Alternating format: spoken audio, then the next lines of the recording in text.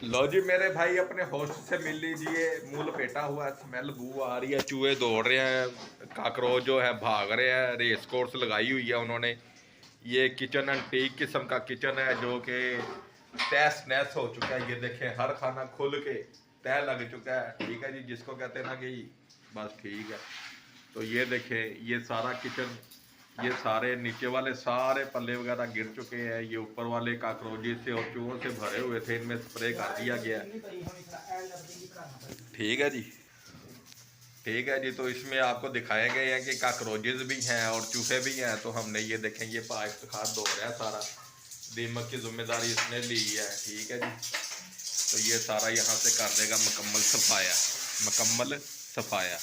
ये देखिए, ये दो नन्हे मुन्ने प्यारे प्यारे काकरोच अपने घर को हसरत भरी निगाहों से देख रहे हैं, लेकिन इन्होंने ज्यादती की।